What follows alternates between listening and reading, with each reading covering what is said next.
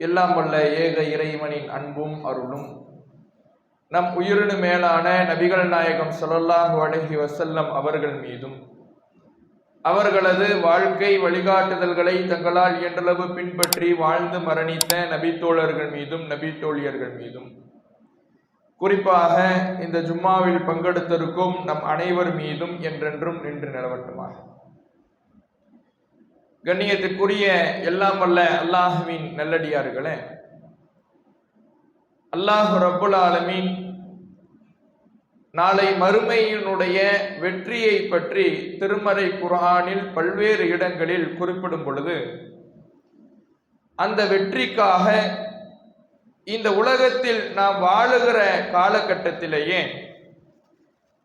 இந்த மார்க்கத்திற்காக ஏதேனும் ஒரு வகையில் நாம் உழைத்திருக்க வேண்டும் என்பதை இறைவன் நமக்கு வலியுறுத்தி சொல்லி காட்டுகின்றான்.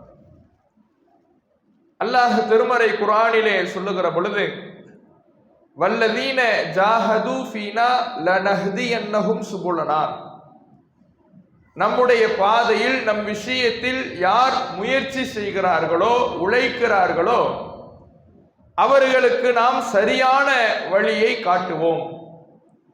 நம்முடைய பாதையில் முயற்சி இருக்கக்கூடியவர்களைத்தான் நாம் சரியான வழியில் செலுத்துவோம் என்று இறைவன் திருமறை குர்ஆனிலே குறிப்பிட்டு காட்டுகிறான்.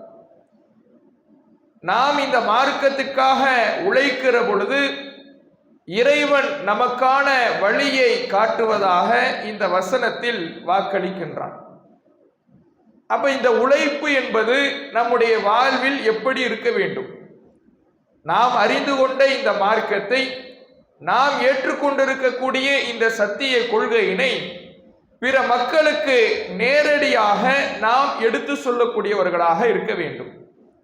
அல்லது நபிகள் நாயகம் ஸல்லல்லாஹு அலைஹி வஸல்லம் அவர்கள் இந்த கொள்கையை பிரச்சாரம் செய்த பொழுது அவர்களுக்கு பக்கபலமாக நபித்தோழர்கள் இருந்து தங்களுடைய உழைப்பை இந்த மார்க்கத்துக்காக வழங்கியதை போல இந்த மார்க்கத்தை எடுத்து சொல்லுகிற அந்த பிரச்சார பயணத்தில் நாம் பக்கபலமாகவும் இருக்க வேண்டும். இந்த இரண்டு வகைகளிலேயும் நாம் இந்த மார்க்கத்திற்காக உழைக்கக்கூடியவர்களாக, இந்த மார்க்கத்துக்காக நம்முடைய வாழ்வில் ஒரு அங்கத்தை செலவழிக்கக்கூடியவர்களாக இருக்க வேண்டும். இந்த உழைப்பு என்பது நம்முடைய வாழ்வில் இருந்தால்தான் மறுமையில் வெற்றி பெற முடியும் என்பதை இறைவன் குர்ஆனிலே சொல்லி காட்டுகிறான். நபிகள் நாயகம் ஸல்லல்லாஹு அலைஹி வஸல்லம் அவர்களுக்கு பிறகு ஒரு மனிதர் ஹுதைஃபா ரலியல்லாஹு அவர்களிடம் வந்து சொல்றாரு, லவ் அதரக்து ரசூலல்லாஹ், நான் ரசூலுல்லாஹ்வுடைய காலத்தை அடைஞ்சிருந்தேன்னா இந்த மார்க்கத்துக்காக என்னை ஈடுபடுத்தி இருப்பேன், நிறைய உழைச்சிருப்பேன்.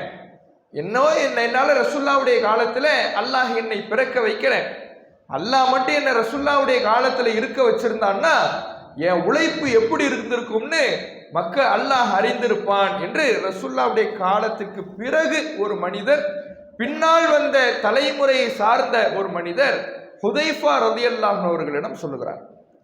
இது போல நமக்கும் சில எண்ணங்கள் ஏற்படும். இன்றைக்கு இறைவன் கொடுத்திருக்கின்ற வாய்ப்பை பயன்படுத்தாமல் இருக்கக்கூடிய பலருக்கு அவர்களுடைய உள்ளத்தில் சில எண்ணங்கள் இது போன்று ஏற்படலாம். நாமளும் ரசூலுல்லாஹ்வுடைய காலத்தில் இருந்திருந்தா சஹாபாக்களுடைய தியாகங்களை நாம பயான்களில் கேள்விப்படுவதை போல, உரைகளில் கேட்பதை போல, படிப்பதை போல, அந்த வரலாறுகளில் எப்படி அவர்கள் தியாகம் செய்தார்கள் என்பதை நாம் அறிந்து கொள்வதை போல நாமளும் அன்னைக்கு இருந்திருந்தா அப்படிதான் இருந்திருப்போம். இன்னைக்கு நிறைய சூழல் மாறிவிட்டது, நிறைய காலம் ஓடிவிட்டது, இன்றைக்கு அப்படியெல்லாம் தேவையில்லை என்று நாமும் சில நேரத்தில் இப்படி நினைப்போம். அது போலத்தான் அவர் ஒரு கேள்வியை சொல்றாரு, நான் ரசூலுல்லாஹ்வுடைய காலத்தில் இருந்தா நானும் தான் உழைச்சிருப்பேன் அப்படிங்கிற மாதிரி சஹாபாக்களின் தியாகத்தை குறைத்து மதிப்பிடுவது போல சொல்கிறார். அப்போது ஹுதைஃபா ரலியல்லாஹு அவர்கள் அந்த இடத்தில் தங்களின் தியாகத்தை பதிய வைக்கிறார். எப்பேற்பட்ட தியாகம்! இந்த மார்க்கத்திற்காக தியாகம் செய்வது என்பது ஒரு காலத்தை அடிப்படையாக வைத்து மட்டுமல்ல, குறிப்பாக நபிகள் நாயகம் ஸல்லல்லாஹு அலைஹி வஸல்லம் அவர்களுடைய காலத்தில் நடந்த தியாகங்கள் எல்லாம், அர்ப்பணிப்பு எல்லாம் சாதாரணமாக நடந்துவிடவில்லை. அல்லாஹ்வுடைய தூதர் அவர்கள் போர்க்களத்திலே எதிரிகளுடைய செய்தியை அறிந்து வர வேண்டும் என்பதற்காக அறிவிப்பு செய்கிறார்கள். மை யஅதீனி பி ஹபரில் கௌம், எதிரிகளுடைய செய்தியை என்னிடத்தில் கொண்டு வருபவர் யார், அவர் என்னோடு சொர்க்கத்தில் இருப்பார் என்று ரசூலுல்லாஹ் அறிவிப்பு செய்கிறாங்க. அந்த சூழல் எப்படிப்பட்ட சூழல்? எதிரிகள் படையெடுத்து தங்கள் சஹாபாக்களுக்கு எதிராக, முஸ்லிம்களுக்கு எதிராக வந்து நின்று கொண்டிருக்கிறார்கள். அப்படி நின்று கொண்டிருக்கக்கூடிய அந்த நேரத்தில் கடுமையான குளிர் காற்று வீசுகிறது. எந்த ஒரு கடினமான உடை இல்லாமல் செல்ல முடியாது என்கின்ற அளவுக்கு கடும் குளிர் காற்று வீசிக் கொண்டிருக்கிறது. அந்த குளிரை எதிர்த்து நாங்கள் எதிரிகளை எதிர்த்தும் களத்தில் நிற்கிறோம், குளிரை தாங்கிக் கொண்டும் சமாளிக்க முடியாமலும் நின்று கொண்டிருக்கிறோம். இந்த சமயத்தில் அல்லாஹ்வுடைய தூதரவர்கள் இப்படி ஒரு அறிவிப்பை செய்து கடைசியில் யா ஹுதைஃபா கும், ஹுதைஃபாவை எழுந்திருச்சு எதிரிகளுடைய செய்தியை கொண்டு வான்னு அறிவிப்பு செய்கிறாங்க. நான் உடனே செல்கிறேன், செய்திகளை உளவறிகிறேன். அபூ சுஃபியானை கொன்று விடுவதற்கான வாய்ப்பும் அந்த நேரத்தில் எனக்கு கிடைக்கிறது. ஆனால் நபிகள் நாயகம் ஸல்லல்லாஹு அலைஹி வஸல்லம் அவர்கள் என்னிடம் சொல்லி அனுப்பினார்கள், எந்த ஒரு காரியத்தை நீ செஞ்சிடாத, எதிரிகளை நமக்கு எதிராக திருப்பி விடாத, செய்தியை மட்டும் கொண்டுட்டு வான்னு சொன்னாங்க. அதனால் செய்தியை மட்டும் நான் கொண்டு வந்தேன் என்று ஹுதைஃபா ரலியல்லாஹு அவர்கள் சொல்கிறார். இந்த இடத்தில் கவனிக்க வேண்டிய அம்சம் என்னன்னா, நபிகள் நாயகம் ஸல்லல்லாஹு அலைஹி வஸல்லம் அவர்களுடைய காலத்தில் நான் இருந்திருந்தால் நானும் தியாகம் செய்திருப்பேன் என்கின்ற மனப்பான்மை வருவது பெரிதல்ல. அல்லாஹ் கொடுத்திருக்கின்ற வாய்ப்பை, இருக்கின்ற நிலையை, இருக்கின்ற சூழலை சரியாக பயன்படுத்தி அதை மார்க்கத்துக்காக நாம் ஒதுக்குகிற பொழுதுதான் அல்லாஹ்விடத்தில் அது பெரும் கூலியை பெற்றுத்தரும் என்பதை இந்த ஹுதைஃபா ரலியல்லாஹு அவர்களுடைய இந்த நிகழ்வு நமக்கு எடுத்து சொல்லுகிறது. அப்ப நாம் மார்க்கத்துக்காக உழைக்கிற பொழுது நேரடியாக களத்தில் இறங்கியும் உழைக்கலாம், களத்தில் நிற்பவர்களுக்கு பக்கபலமாக இருந்தும் உழைக்கலாம். சில நேரங்களில் நேரடியாக எடுத்து சொல்வது, மக்களிடத்தில் இந்த சத்திய கருத்தை போதிப்பது எப்படியான தாக்கத்தை ஏற்படுத்தி அவர்களை இந்த சத்திய கொள்கைக்கு கொண்டு வந்து சேர்க்குமோ, அதே போல நாம் இந்த சத்தியத்துக்கு பக்கபலமாக இருந்து நம்முடைய கொள்கையை நாம் பகிரங்கப்படுத்தி நாம் வெளிப்படுத்துகிற பொழுதும், பக்கபலமாக நாம் நிற்கிற பொழுது கூட அதுவும் ஒரு தாக்கத்தை ஏற்படுத்தும். நபிகள் நாயகம் ஸல்லல்லாஹு அலைஹி வஸல்லம் அவர்கள் பிரச்சாரம் செய்தார்கள். அல்லாஹ்வுடைய தூதர் அவர்களுடைய பிரச்சாரம் அந்த மக்களுக்கு மத்தியிலே சென்றடைந்தது. பல பேர் இந்த சத்திய கொள்கையை ஏற்றுக்கொண்டார்கள். ஆனாலும் சிலர் தங்களுக்கு உள்ளுக்குள்ளேயே வைத்து அந்த கொள்கையை மறைத்திருந்தார்கள். அதை வெளிப்படுத்துவதற்கான தைரியம் அவர்களிடத்தில் இல்லாமல் இருந்தது. அந்த சூழலில் மக்கா வெற்றி கொள்ளப்படுகிறது. மக்கா வெற்றி கொள்ளப்படும் பொழுது மிகப்பெரிய முஸ்லிம்கள் படையோடு அல்லாஹ்வுடைய தூதர் அவர்கள் மக்காவிற்குள்ளே நுழைகிற பொழுது அந்த படை பலத்தை பார்த்து, இவ்வளவு பேர் இந்த கொள்கையில் சங்கமித்திருக்கிறார்களா என்கின்ற மக்களின் எண்ணிக்கையை பார்த்து, அதுவரை வெளிப்படுத்த தயங்கிக் கொண்டிருந்த மக்கள் கூட அந்த சூழலில் மக்கா வெற்றி கொள்ளப்படுகின்ற பொழுது மக்களுடைய அந்த எண்ணிக்கையை பார்த்து தங்களுடைய இஸ்லாத்தை அப்போது பகிரங்கப்படுத்த துவங்குகிறார்கள். அல்லாஹ் குர்ஆனிலே சொல்லுகிறான், இதா ஜாஅ நஸ்ருல்லாஹி வல் ஃபத்ஹ், அல்லாஹ்வுடைய உதவியும் வெற்றியும் வரும் பொழுது மக்கள் இந்த இஸ்லாத்திலே கூட்டம் கூட்டமாக நுழைவதை நீங்கள் பார்ப்பீர்கள். மக்கா வெற்றியை பற்றி அல்லாஹ் சொல்கிறான். கூட்டம் கூட்டமாக இந்த இஸ்லாத்திற்குள்ளே வந்தார்கள். ஏன்? இந்த இஸ்லாம் இப்போது மிகப்பெரிய சக்தியாக மாறி இருக்கிறது, மிகப்பெரிய மக்கள் படைக்கு திரள் கொண்ட ஒரு பிரிவாக மாறி இருக்கிறது. இனிமேல் நாம் உள்ளத்துக்குள்ளே மறைத்திருந்த இந்த கொள்கையை பகிரங்கப்படுத்துவதிலே எந்த தயக்கமும் கொள்ள தேவையில்லை என்று பகிரங்கப்படுத்த துவங்கினார்கள். அப்ப சில நேரங்களில் நாம் நேரடியாக எடுத்து சொல்லவில்லை என்றாலும் பக்கபலமாக நாம் நம்முடைய பங்களிப்பை செய்கிற பொழுது கூட அது பெரும் தாக்கத்தை இந்த சமுதாயத்தில் ஏற்படுத்தும் என்பதை இந்த நிகழ்வு நமக்கு எடுத்து சொல்லுகிறது. நம்முடைய உழைப்பு எப்படி இருக்கிறது? நபிகள் நாயகம் ஸல்லல்லாஹு அலைஹி வஸல்லம் அவர்களுடைய காலத்தில் இருந்தவர்களுடைய உழைப்பு எப்படி இருந்தது?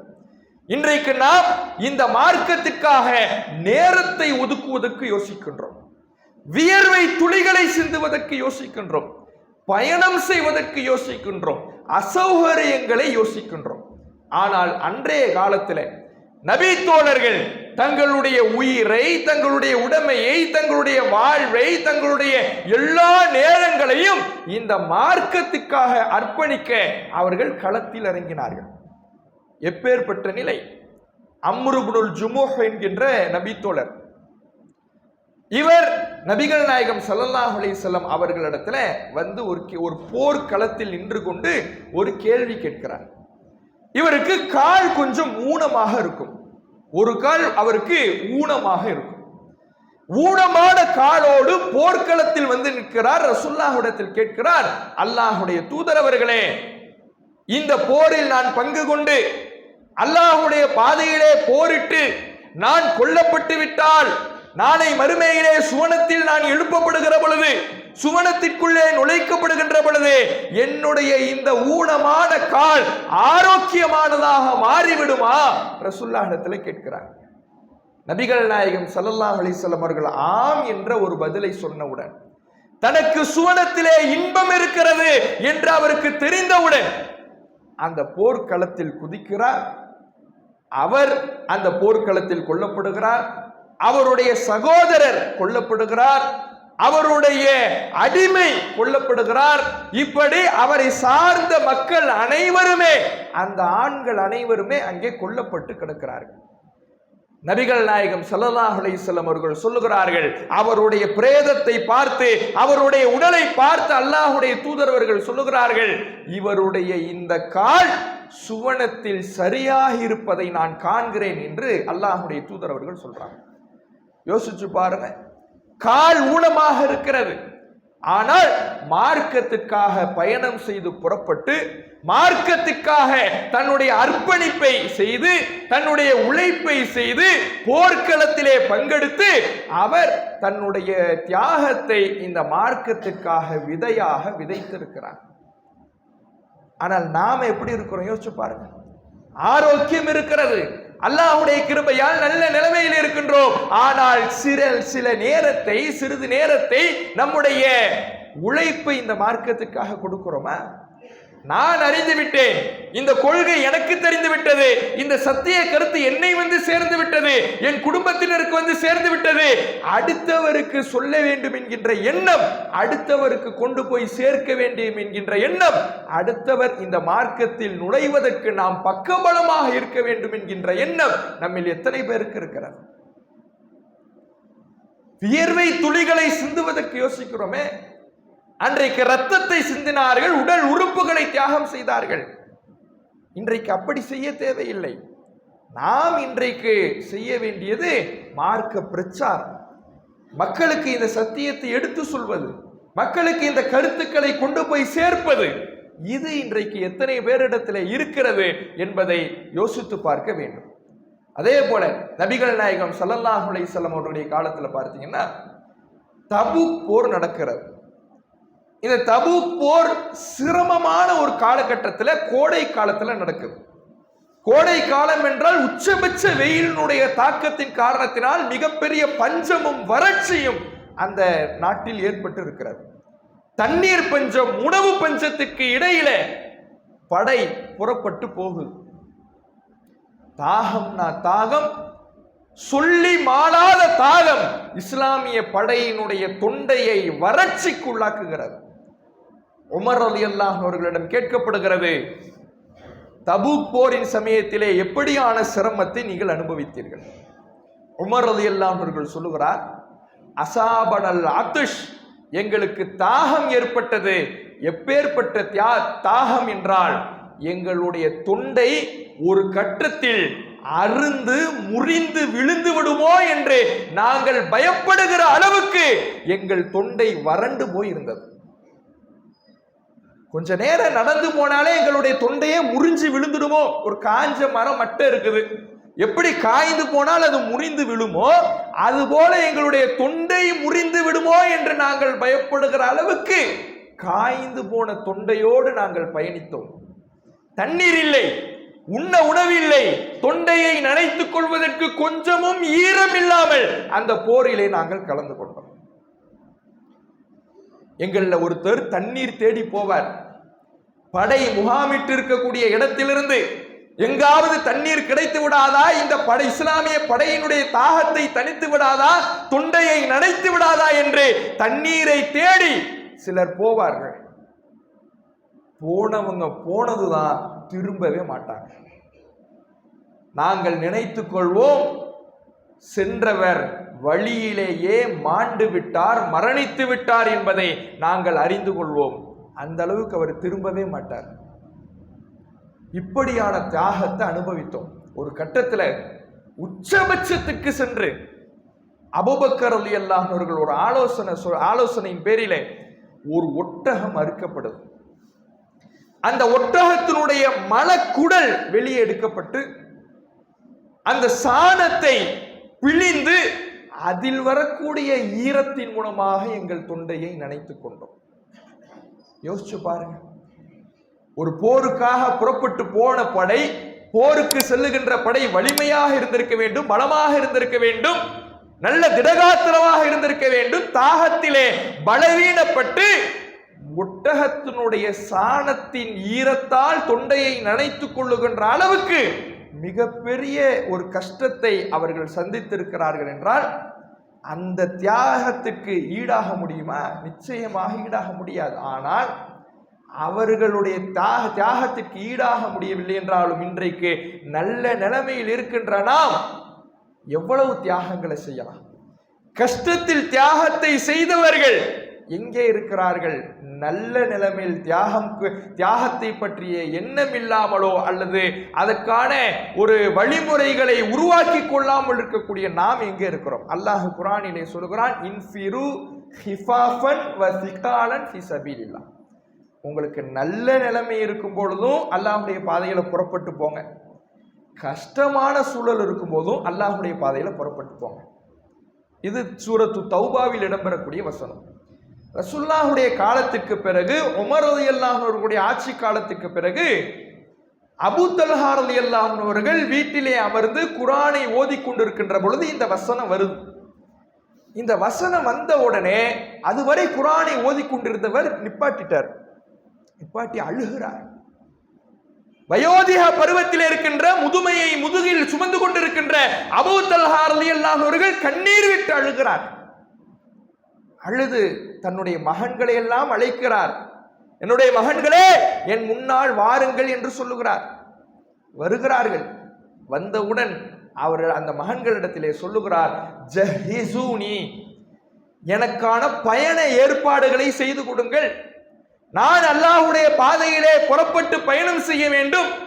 நான் நல்ல நிலைமையில் இருக்கும் பொழுது பயணித்தேன், நபிகள் நாயகத்தோடு இருக்கும் பொழுது பயணித்தேன், நல்ல உடல் திடகாத்திரமாக இருக்கும் பொழுது பயணித்தேன், இளமையாக இருக்கும் பொழுது பயணித்தேன். இப்போது முதுமை வந்து விட்டது, நிப்பாட்டி விட்டேன். இந்த குர்ஆன் வசனம் என்னை பார்த்து கேள்வி கேட்பது போல இருக்கிறது. எனக்கான பயண ஏற்பாட்டை செய்து கொடுங்கள். அபூ தல்ஹா ரலியல்லாஹு அன்ஹு அவர்கள் சொல்லுகிறார். மகன்கள்லாம் சொல்றாங்க, வேண்டாம், நீங்கள் ஏதோ தியாகம் செய்யாதவரா, மார்க்கத்துக்கு உழைக்காதவரா, உங்களுடைய உழைப்பு இன்றைக்கு இல்லை என்பதனால் வருத்தப்படுகிறீர்களே, நபிகள் நாயகம் அவர்கள் மரணிக்கின்றவரை அவர்களோடு நீங்கள் இந்த மார்க்கத்திற்காக உழைத்தீர்களே, அபூபக்கர் ரலியல்லாஹு அன்ஹு அவர்கள் அவர் மரணிக்கின்றவரை இந்த மார்க்கத்திற்காக நீங்கள் போரிட்டு கொண்டே இருந்தீர்களே, உமர் ரலியல்லாஹு அன்ஹு அவர்களோடு நீங்கள் பங்கெடுத்தீர்களே, இப்ப முதுமையின் காரணத்தினால் வீட்டில் அமர்ந்திருக்கின்ற நீங்கள் ஏன் யோசிக்க வேண்டும்? உங்களுடைய மறுமை கணக்கில் தான் இவ்வளவு தியாகங்கள் இருக்குதே. உங்களுடைய வரலாற்று பக்கங்களில் இத்தனை தியாகங்கள் பதிக்கப்பட்டிருக்கின்ற பொழுது ஏன் அழுகிறீர்கள்? ஏன் கவலைப்படுகிறீர்கள்? அவர் கேட்கவே இல்லை. இல்ல, நான் போயே ஆகணும், இந்த வசனம் என்னை குறித்து பேசுவது போல இருக்கிறது என்று சொல்லி அவர் விடாப்பிடியாக நின்று தன்னுடைய முதிய பருவத்திலும் கூட பயணம் செய்து செல்லுகிறார். ஒரு கடல் மார்க்கமாக பயணம் செய்ய வேண்டிய வேளை. அந்த கப்பல் பயணத்தை துவக்கி ஒரு வார காலத்திலேயே அவர் மரணத்தையும் தழுவி விடுகிறார். அவ்வளவு முதுமை. யோசித்து பாருங்கள். முதுமையோ பலகீனமோ தங்களுடைய சூழலையோ அல்லாஹ்வுடைய மார்க்கத்திற்காக உழைப்பதற்கு காரணமாக நபி தோழர்கள் கொண்டு வரவில்லை. ஏன்? என்னுடைய இந்த உலக வாழ்வில் இருக்கின்ற என்னுடைய பலவீனங்கள், என்னுடைய பொருளாதாரத்தில் இருக்கின்ற என்னுடைய பலவீனங்கள், என்னுடைய சுற்றுச்சூழலில் இருக்கின்ற என்னுடைய பலவீனங்கள், என்னுடைய குடும்பத்தில் இருக்கின்ற என்னுடைய பலவீனம், எதையும் மார்க்கத்துக்கு உழைப்பதற்காக நான் காரணமாக சொல்ல விரும்பவில்லை என்பதை அந்த நபி தோழர்கள் உறுதியாக இருந்தார்கள் என்றால் அதற்கு காரணம் இந்த உலக விஷயங்களை விட மறுமையே எங்களுக்கு பிரதானமானது என்பதை அவர்கள் ஆழமாக நம்பிய காரணத்தினால்தான். அல்லாஹ் நம்மை பார்த்தும் கேட்கிறான், யா ஐயுஹல்லதீன ஆமனூ, ஈமான் கொண்டவர்களே. அதே சூரத்து தௌபாவிலே இறைவன் அழைத்து பேசுகிறான், ஈமான் கொண்ட மக்களே, மாலக்கும், உங்களுக்கு என்னதான் ஆச்சு, உங்களுக்கு என்ன ஆச்சு?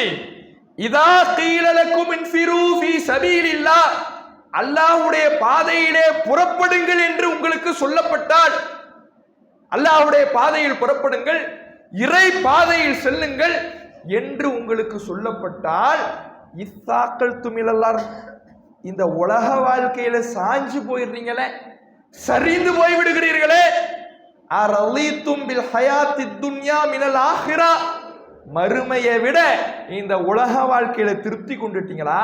அல்லாஹ் கேட்கிறான். மறுமையை நம்பியவர்களே, ஈமான் கொண்டவர்களே, அல்லாஹ்வுடைய பாதையிலே புறப்பட்டு செல்லுங்கள் என்று உங்களுக்கு சொல்லப்பட்டால் இந்த உலக வாழ்க்கையில சாய்ஞ்சு போயிடுறீங்களே, சரிந்து போய் விடுகிறீர்களே, இறை பாதையை மறந்து விடுகிறீர்களே, உலக வாழ்க்கை பிடிச்சு போயிடுச்சா? அதுல முழு திருப்தி கிடைச்சிடுச்சா? மறுமையை நம்பிய நம்பிக்கை எங்கே? சூழத்தை நம்பிய நம்பிக்கை எங்கே? இந்த உலக வாழ்க்கையிலே திருப்தி கொண்டு விட்டீர்களா? அறிந்து கொள்ளுங்கள், ஃபமா மத்தாஉல் ஹயாத்துத் துன்யா ஃபில் ஆஹிரா இல்லா கலீல், மறுமையோடு ஒப்பிடும் பொழுது இந்த உலக வாழ்வு அற்பத்திலும் அற்பமானதை தவிர வேறில்லை. இந்த அற்பமான வாழ்க்கைக்காக நிரந்தர நிலையான வாழ்க்கையை மறந்து விடுகிறீர்களா? அல்லாஹ் கேட்கிறான். அன்பார்ந்த சகோதரர்களே, நாம் இந்த மார்க்கத்தை மக்களிடத்தில் எடுத்து சொல்வதற்காக, எடுத்து சொல்லுகின்ற பொழுது அதற்கு உறுதுணையாக நிற்பதற்காக ஏதேனும் ஒரு வகையில் நம்முடைய உழைப்பு இருந்து கொண்டே இருக்க வேண்டும். அபூ தல்ஹா ரலியல்லாஹு அவர்கள் செய்யாத தியாகம் இல்லை. அவர் தன்னுடைய பொருளாதாரத்தை அள்ளி கொடுக்கத்தான் செய்தார். நபிகள் நாயகத்தோடு ஒவ்வொரு போர்க்களங்களிலேயும் ரசூலுல்லாஹ்வுக்கு பக்கபலமாக இருக்கத்தான் செய்தார். எல்லா விதமான தியாகங்களை செய்தவர்தான். ஆனால் திருமறை குர்ஆனுடைய கேள்வி அவர் முன்னிலையில் வைக்கப்படும் பொழுது, அவருடைய நினைவில் நினைவூட்டப்படும் பொழுது, நான் செய்த தியாகங்கள் எத்தனை, இனியும் செய்ய வேண்டுமா, அதை வைத்து மறுமையில் பிழைத்துக் கொள்கிறேன் என்று யோசிக்கல. அதெல்லாம் அல்லாஹ்விடத்தில் ஏற்றுக்கொள்ளாம போயிடுச்சுன்னா, கடைசி காலத்தில் இருக்கிறோம், முதுமையில இருக்கிறோம், கஷ்டத்தில் இருக்கிறோம், இதுவரை செஞ்சோம் சரி, அதெல்லாம் அல்லாஹ்விடத்தில் ஏற்றுக்கொள்ளாம போயிடுச்சுன்னா, இந்த நேரத்தில் இப்போ செய்யறதையாவது வைத்து அல்லாஹ்விடத்தில் தப்பித்துக் கொள்வோம் என்று யோசித்தாரே, அந்த உழைப்பு, அந்த மறுமையினுடைய உறுதியான நம்பிக்கை தான் நாளை மறுமையிலே நம்மை அல்லாஹ்விடத்திலே காப்பாற்றும், சுவனத்திற்கு அழைத்து செல்லும். சிரமம் இல்லாமல் சொர்க்கத்துக்கு செல்ல முடியாது. அந்த சிரமத்தை நாம் இந்த மார்க்க விஷயத்துக்காக மனமுவந்து ஏற்றுக்கொள்ளுகிற பொழுது அது அல்லாஹ்விடத்திலே மிகச்சிறந்த கூலிகளை பெற்றுத்தரும். அல்லாஹ் சொல்லுகிறான், ஒமன் ஜாஹத ஃபஇன்னமா யுஜாஹிது லினஃப்ஸிஹி, யார் இந்த மார்க்கத்திற்காக உழைக்கிறாரோ, பாடுபடுகிறாரோ, அவர் தனக்காகவே பாடுபட்டு கொண்டார். அவர் பாடுபடுறதுனால, அவர் சிரமத்தை எடுத்துக்கிறதுனால, அவர் உழைக்கிறதுனால அல்லாஹ்வுடைய புகழ் உயரப்போவது இல்லை. அவர் உழைக்காம இருக்கிறதுனால அல்லாஹ்வுடைய புகழ் குறைய போறது இல்லை. அவர் உழைக்கிறார்னா அவருக்காக உழைச்சுக்கிறார். அதனுடைய பிரதிபலனை அவருக்குத்தான் அல்லாஹ் மறுமையிலே தரப்போகிறான். அதனுடைய நன்மையை அல்லாஹ் அவருக்குத்தான் வழங்கப் போகிறான். உழைப்பவர் தனக்காகவே உழைத்துக் கொள்கிறார் என்று இறை வாக்கிற்கேற்ப நாம் நம்முடைய மறுமைக்காக நம்முடைய உழைப்பை செய்யக்கூடியவர்களாக இருக்க வேண்டும் என்று சொல்லி எனது முதல் உரையை நிறைவு செய்கின்றேன். அஸ்ஸலாமு அலைக்கும் வரஹ்மத்துல்லாஹி.